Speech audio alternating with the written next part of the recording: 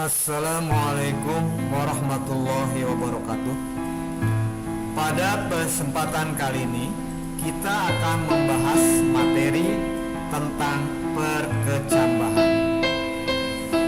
Apa itu perkecambahan? Bagaimana proses perkecambahan terjadi dan faktor apa saja yang menyebabkan terjadinya perkecambahan? Untuk memberikan gambaran lebih jelas tentang apa itu perkecambahan, faktor penyebabnya apa, dan bagaimana prosesnya, mari kita simak penjelasan berikut. Perkecambahan atau sering kita sebut juga dengan germinasi itu adalah merupakan tahap awal perkembangan tumbuhan berbiji, di mana pada tahap ini embrio yang terdapat di dalam biji itu akan berkembang menjadi tumbuhan muda, atau yang dalam kehidupan sehari-hari kita sering menyebutnya dengan istilah kecambah. Nah, sekarang mengapa embrio yang ada di dalam biji ini bisa mengalami perkembangan menjadi tumbuhan muda? Nah, hal ini bisa terjadi yaitu apabila adanya kandungan air di dalam biji itu meningkat. Nah, peningkatan kadar air di dalam biji bisa terjadi karena proses masuknya air ke dalam biji melalui proses imbibisi. Nah, sehingga dengan adanya air yang masuk ke dalam biji secara imbibisi, ini akan mengakibatkan hormon-hormon yang berperan di dalam proses pembelahan sel itu akan kembali menjadi aktif. Nah, di mana pada peristiwa perkecambahan, bagian embrio yang pertama kali berkembang adalah bagian yang disebut dengan radikula atau calon akar primer.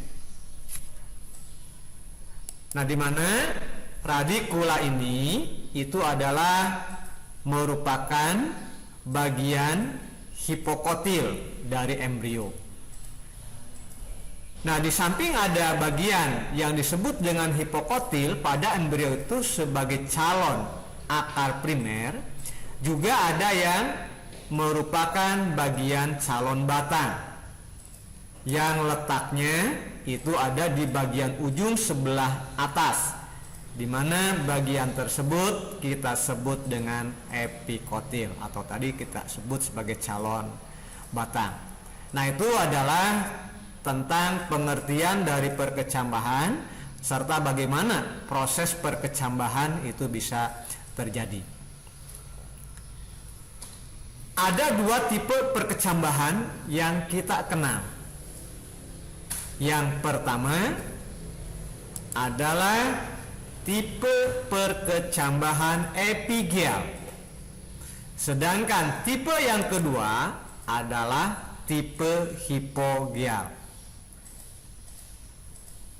Untuk memberikan gambaran apa perbedaan dari dua tipe perkecambahan ini, mari kita simak gambar berikut.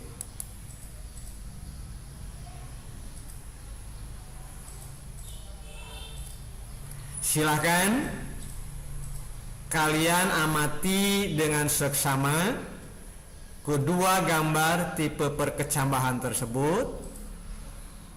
Coba kalian amati terutama bagian keping bijinya, keadaan bijinya. Kemudian kalian juga amati berdasarkan gambar tersebut bagian apa yang pertama kali memanjang. Silakan coba kalian cermati lebih seksama. Baik. Nah, sekarang apakah kalian sudah mendapatkan jawabannya? Silakan kalian coba tulis di kertas selembar perbedaan antara perkecambahan tipe epigeal dengan tipe hipogeal. Nah, apabila sudah kalian tulis, mari kita cocokkan jawaban yang kalian peroleh. Berdasarkan gambar tersebut, maka kita dapat menentukan beberapa perbedaan tipe perkecambahan epigial dengan tipe hipogial sebagai berikut. Pertama, pada perkecambahan tipe epigial, yang memanjang adalah bagian hipokotil. Sedangkan pada tipe hipogial, yang memanjang adalah bagian epikotil. Itu perbedaan yang pertama. Perbedaan yang kedua, pada perkecambahan tipe epigial, kotiledon itu akan terangkat ke permukaan tanah. Sedangkan pada tipe hipogial, kotiledon tetap berada di dalam tanah.